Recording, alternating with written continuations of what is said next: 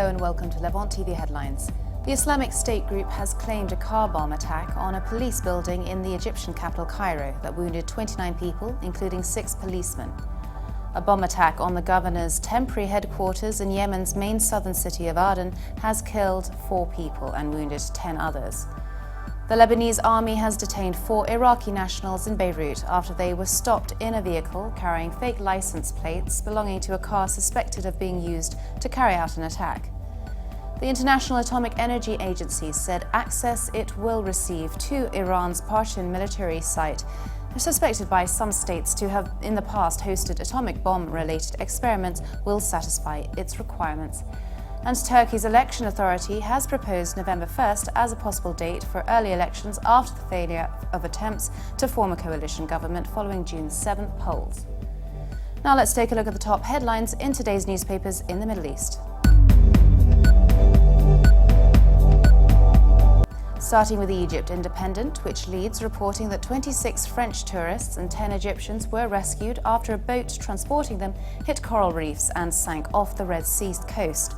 The paper also reports that Islamic State's Egypt affiliate said it was behind a car bombing that wounded 29 people near a state security building and courthouse in Cairo as a reprisal for the execution of 6 of its members convicted of carrying out an attack north of the Egyptian capital last year. From Lebanon, the Daily Star leads, reporting that Prime Minister Tamam Salam warned that destruction and chaos were inevitable in Lebanon if political rivals continue in the same course. The paper also reports that General Security Chief Major General Abbas Ibrahim reveals that he's still optimistic about finding a solution to the current impasse in cabinet after a reported meeting with Free Patriotic Movement head Michel Aoun. From the UAE, the Khalij Times leads, reporting that the 30th of November every year in the UAE will be observed as Martyrs' Day in memory of and in tribute to the sacrifices offered by the nation's martyrs. The paper also reports that a Canadian company is proposing to build a tower 20 times higher than the tallest 830-meter-high Burj Khalifa in Dubai that would allow astronauts to ride an elevator part-way into orbit.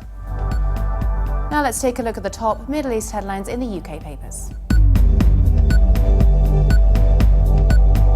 The Guardian leads its Middle East news, reporting that ISIS-affiliated militants in Egypt have claimed responsibility for an explosion at a Cairo security building that left 6 police officers wounded.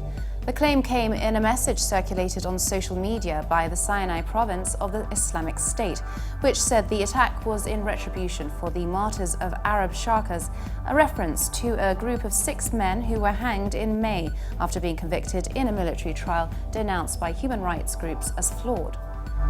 The Telegraph leads its Middle East news, reporting that a dolphin purportedly conducting a spying mission for the Israeli government has been apprehended by the Gaza-based militant group Hamas in the Mediterranean Sea. The group controlling the coastal enclave said the dolphin had been equipped with video cameras and other espionage tools. The Independent leads its Middle East news, reporting that gunmen are reported to have opened fire on guards outside the Dolmabahce Palace in central Istanbul, a popular destination for tourists visiting Turkey. Police responded on the scene and they themselves opened fire with automatic weapons, with reports that an explosion had also been heard.